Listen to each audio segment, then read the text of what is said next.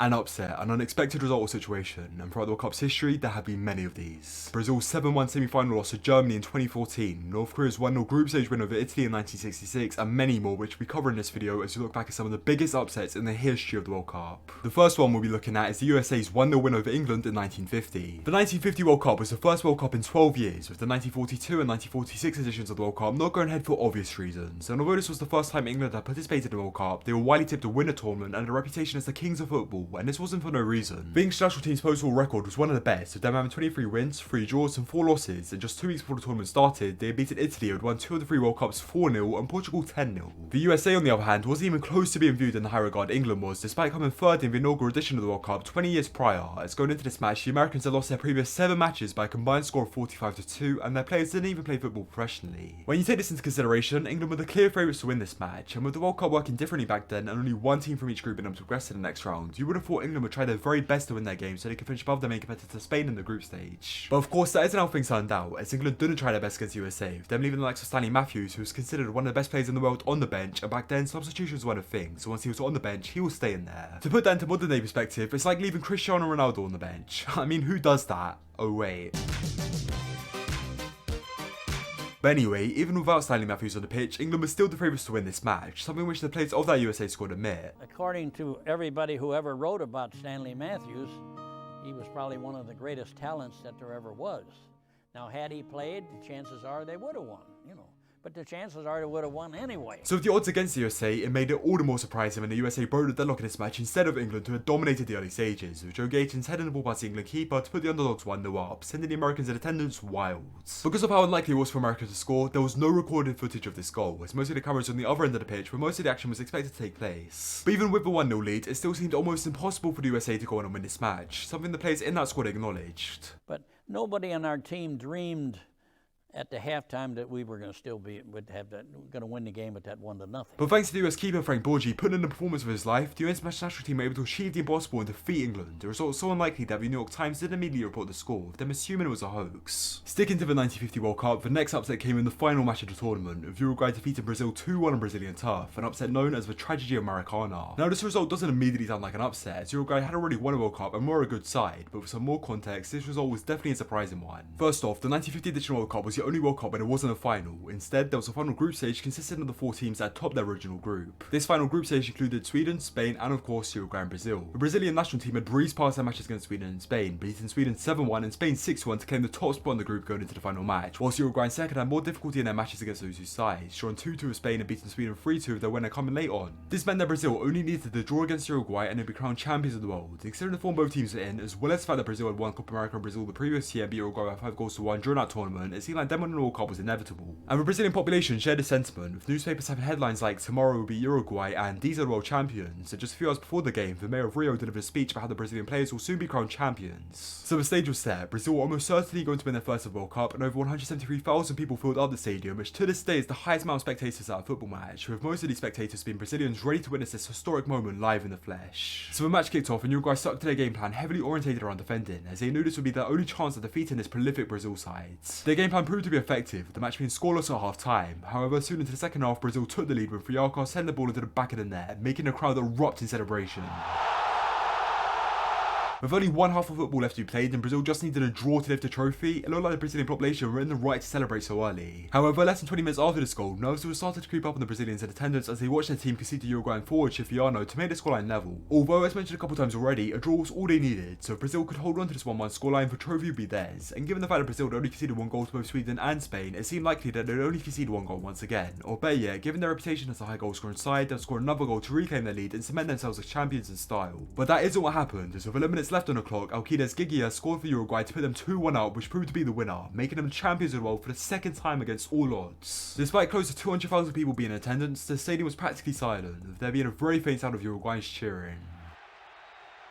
The next upset came in the final of the following tournament, with West Germany beating Hungary 3-2 to win their first ever World Cup. Nowadays, if Germany were to beat Hungary, it wouldn't be considered an upset, but back then, the Hungarian national team were one of, if not the most dominant side in international football, the so-called Golden Team playing 69 games between 1950 and 1956 and winning 58 of these, drawing 10 of them and losing just one, the 1954 World Cup final against West Germany. Now, to state the obvious, West Germany were by no means a bad side. To get to this final, they finished second in their group and then defeated Olympic silver medalist Yugoslavia 2-0 in the quarterfinal and thrashed Austria 6-1 in the semi-final, which shows that this Hungary side were considered to be on another level in comparison to them. What I didn't mention earlier is that the reason West Germany finished second in their group is because Hungary was also in their group and ended up finishing first, then beating South Korea 9-0 and West Germany 8-3, with their star player Puskas picking up an injury in this match against Germany, ruling them out of their quarterfinal and semi-final ties. Despite Puskas' absence, Hungary managed to defeat both the previous World Cup finalists, defeated Brazil, who also about to win the tournament 4-2 in the quarterfinal, which is now known as Battle of Bern, and also defeating defending champions Uruguay 4-2 after extra time in the semi-final to progress to the final of the tournament. When you take this into account, it's not hard to see why Hungary were the clear favourites for this match. They had already scored 8 goals against this West Germany side in the group stage and objectively had harder opponents in the quarter and semi-finals, and now had the best player on their team, Puskas, returning from injury for this final.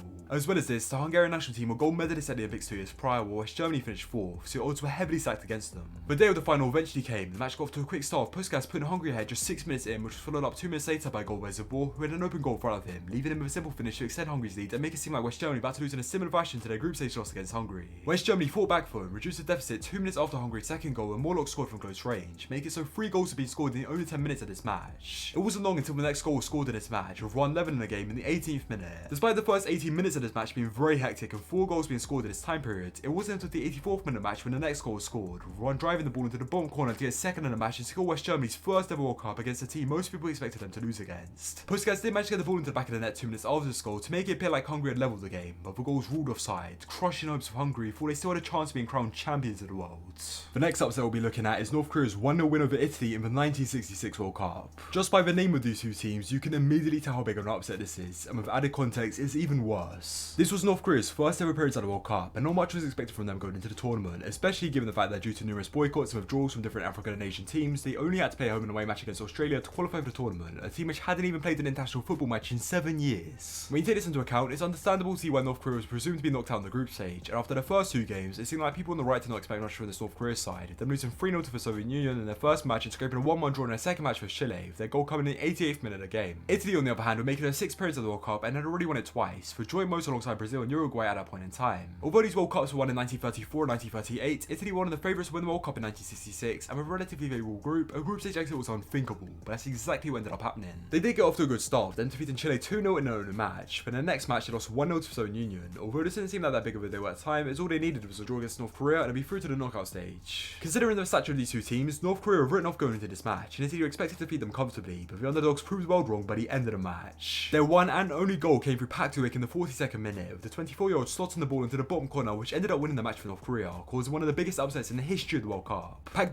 wasn't the only hero for North Korea that day, as their goalkeeper Lee Cham-yong saved all 7 of his 80 shots on target to ensure his side won this match. This upset saw North Korea progress to the quarterfinal instead of Italy, where they then almost beat Portugal, with them going 3-0 up in under half an hour. However, the North Koreans ended up losing this match 5-3 due to 4 goals by Eusebio. If they had won against Portugal, North Korea would have caused 2 of the biggest upsets in World Cup history in back-to-back matches. Next up is Algeria's 2-1 win over West Germany in the 1982 World Cup. West Germany were the reigning European champions and had 2 World Cups to their name, with the most recent victory coming in 1974, and on their way to the tournament won all 8 qualifiers, scoring 33 goals and conceding 3 during the process. Because of this, they were considered favourites for the tournament and were expected to win all 3 of their group stage matches, then being drawn into the same group as Austria, Chile, and of course Algeria. Both Chile and Austria played the World Cup before, whereas this was Algeria's debut at the World Cup, so the idea of them getting a result against West Germany, who were one of the best national teams in the world in their first match, was pretty far-fetched, even if they had done decent in AFCON 3 months earlier, them going out in the semi-final against the eventual winners, Ghana. But despite the chances of Algeria defeating West Germany being very low, they managed to shock the world by dominating West Germany the entire match and defeating the eventual finalists. Algeria were unable to score in the first half, but that changed soon into the second half when Marger scored to make it 1-0. West Germany did manage to equalise the game in the 68th minute, but the scoreline stayed level for barely any time at all, with Balumi scoring Algeria's second in the 69th minute, which ended up being the winning goal in this match. This result right here all of a sudden made Algeria progress into the knockout stage as a real possibility, despite this being deemed as extremely unlikely before this match. However, they went on to lose the next match 2-0 versus Austria, whilst Germany beat Chile 4-1. In their final match on the 24th of June 1982, Algeria defeated Chile 3-2, but as West Germany played Austria the day after on the 25th of June, both sides knew that if West Germany beat Austria by 1 or 2 goals, West Germany and Austria will qualify ahead of Algeria, and it's speculated by many that the two sides rigged this match so both of them could qualify, which would make sense for them to do. If Austria won, then West Germany would be knocked out, and if West Germany beat Austria by 3 goals or more, then Austria would be knocked out, so a 1-0 win to West Germany favoured both sides. West Germany scored their first and only goal in the only 10 minutes against Austria, and after this, the two sides showed barely any effort, and by the end of the match, Algeria were officially eliminated from the World Cup, despite the side pulling off what was described at the time as the greatest World Cup upset since North Korea beat Italy in 1966. This match with Austria is now known as the disgrace of Gijon, and the Irish prompted FIFA to change how the group stage worked, with the final 2 games in each group now being played simultaneously, so a match couldn't be rigged like this one was presumed to be. The next upset is Cameroon's 1-0 win over Argentina in 1990. This was the first match of the tournament, and with Argentina being defending world champions and having Diego Maradona in their team, they were favourites to win the tournament for what would be the 3rd time in their history. Cameroon, on the other hand, made their World Cup debut only 8 years prior, them going down the group stage and had failed to qualify for the previous tournament where Argentina were crowned champions of the world, so an Argentina victory over Cameroon was to be expected.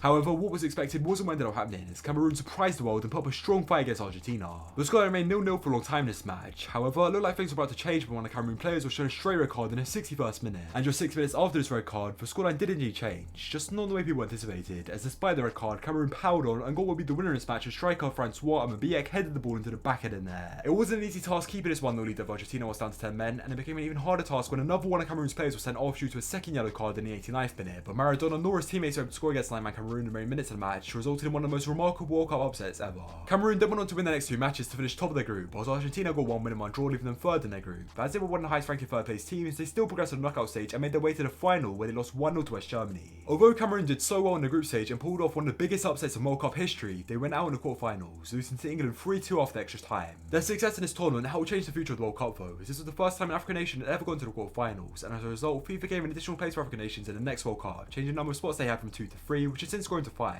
The next upset I'll be covering is Senegal's 1-0 win over France in the 2002 World Cup. France won the previous World Cup in 1998 despite nobody expecting them to, and in the following years further established themselves as one of the best international teams in the world, with them only losing 6 times between 1998 and 2002 and winning the Euros 2 years prior, making it so this time around they were favourites for the tournament. France's squad also consisted of numerous stars playing for Europe's biggest clubs, such as Thierry Henry, Patrick Vieira, Marcel Desailly, and many more, while Senegal's squad featured lesser known players. Because of this, France were expected to thrash Senegal in the only match of the tournament, especially given the fact that they were proven on the international stage, whereas this was the first time Senegal had played at a World Cup, although Senegal did do well in AFCON earlier that year, with them getting to the final but losing 3-2 on penalties against Cameroon. However, this thrashing never ended up happening, and instead Senegal wants to come out victorious, so their goalkeeper Tony Silva put in a man-of-match performance this game, with him saving all 7 of France's shots on target, and midfielder Papabou Diop scoring a goal that won Senegal this match in the 30th minute of the game. This upset seemed to have a massive mental effect on France, as they proceeded to score 0 goals in the next 2 matches, with them drawing 0-0 with Uruguay and losing 2-0 to Denmark, leaving them bottom of their group, which no one could have predicted going into this tournament. Senegal kept up their momentum, finishing 2nd in their group ahead of Uruguay and France, defeating Sweden around the 16 before suffering a narrow loss to Turkey in the quarterfinal when he conceded a golden goal in the 94th minute, immediately losing Senegal the match. There was another upset in the 2002 World Cup, and this was South Korea's 2-1 win over Italy in the round of 16. However, unlike some of the other upsets that have occurred, this wasn't purely down to South Korea being the better team, and instead many consider this upset to be because of the poor refereeing performance, with this match being regarded as one of the biggest scandals in World Cup history. And if you want to know just how bad the officiating was, FIFA president at the time, Sepp Blatter, publicly criticised the officiating in this game and Italy's other matches, with him saying that the referees in this World Cup have been inadequate following this match. The 2002 World Cup was co-hosted by South Korea and Japan, meaning South Korea didn't have to play any qualifiers to play in this tournament, although they likely would have qualified anyway with them playing in the previous 4 World Cups. Despite not having to play any matches to qualify for this tournament, South Korea had been doing pretty well, with them finishing top of their group with 2 wins and a draw, seeing them progress out of the group stages for the first time in their history. Italy, on the other hand, weren't in the greatest of form, with them finishing 2nd in the group consisting of Mexico, Croatia and Ecuador, and winning 1 match, drawing 1 match and losing another.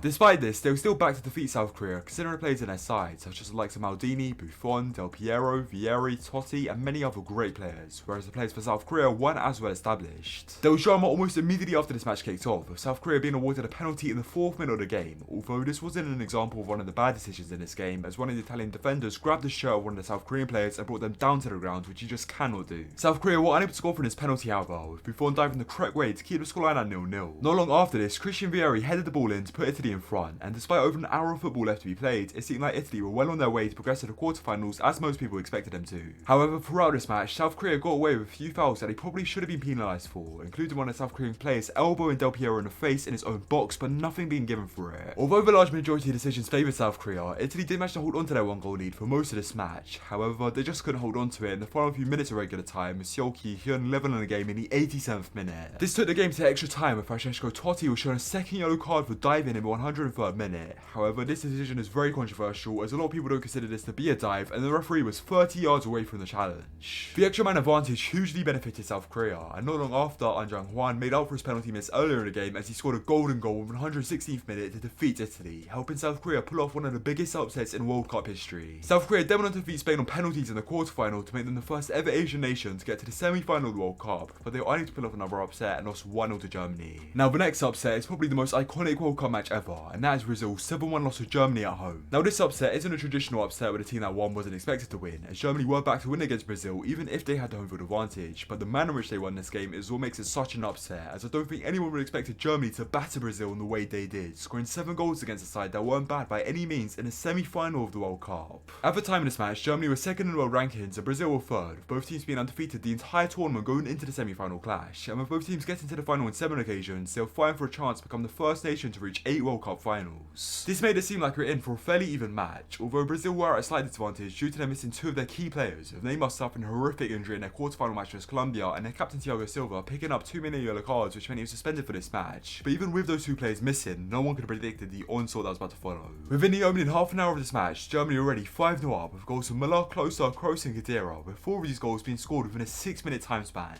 This stunned Brazil. They hadn't lost a game at home for 62 consecutive matches and all of a sudden were being obliterated on their own turf in a semi-final of the World Cup. 2 goals from Schürrle in the second half saw the scoreline rise to 7-0 to leave the world in disbelief. And although Oscar did manage to score in the 90th minute for Brazil, this was nothing more than a consolation goal and the damage had already been done. Brazil losing here was the worst loss by a host country ever, with the 6-goal margin being double the margin of the previous records. And to add salt to the wounds of the Brazilian supporters, this match saw Germany overtake Brazil in certain records, with Germany passing Brazil to become the highest scoring team in World Cup history and Germany's closer surpassing Brazil's Ronaldo to become the tournament's all-time record goal scorer. This was a dark day in Brazilian football history, and the aftermath of the upset saw Brazil's manager Luis Felipe Scolari resign from the job and Brazilian striker Fred retire from international football. The final upset we'll be looking at is South Korea's 2-0 win over Germany in the 2018 World Cup. Germany were the reigning world champions but were put into a position where their final group stage match against South Korea was a must-win if they wanted to progress to the knockout stage, as going into this match they lost 1-0 to Mexico but beat Sweden 2-1. However, this winning goal against Sweden came through a Toni Kroos free kick 5 minutes into stoppage time, so it wasn't a convincing win by any means. Despite not being in the greatest of form, Germany was still expected to beat South Korea as they were in even worse form, them going into this match on 0 points after losing 1-0 to Sweden and 2-1 to Mexico. However, the defending champions found themselves struggling to score against the South Korea side, as although they dominated possession in this match and created 4 big chances, South Korea's goalkeeper Hyun Woo-jo saved all 6 of their shots on target to keep South Korea's hopes of pulling off an upset alive. South Korea fought hard to break the deadlock, and eventually in the 93rd minute of this match, they scored from a corner to make it 1-0, sending Germany into panic mode. This goal meant Germany needed 2 goals in the span of a few minutes towards the end of the match if they wanted to get the 3 points, and although they scored 4 goals in 6 minutes against Brazil in 2014, they weren't able to replicate something like that against South Korea. They were trying so hard for goals in this match to the point where Manuel Neuer was basically bent as a midfielder in the final few minutes, but this worked against them as they were left defensively vulnerable, and in the 96th minute, Heung-min Son was left through on goal with nobody in there, leaving him with a simple finish to make it 2-0, ensuring Germany would go out in the group stage for the World Cup for the first time in their history, and also helping South Korea become the first team from Asia to defeat Germany. Anyway, that wraps up some of the biggest upsets in World Cup history. I may have missed out on a few others, but I tried to narrow it down to the 10 I personally thought were the biggest. If you made it this far and you enjoyed the video, be sure to leave a like and subscribe if you haven't already, and whilst you comment down below your opinion on some of these upsets. With that being said, have a good one guys. See ya.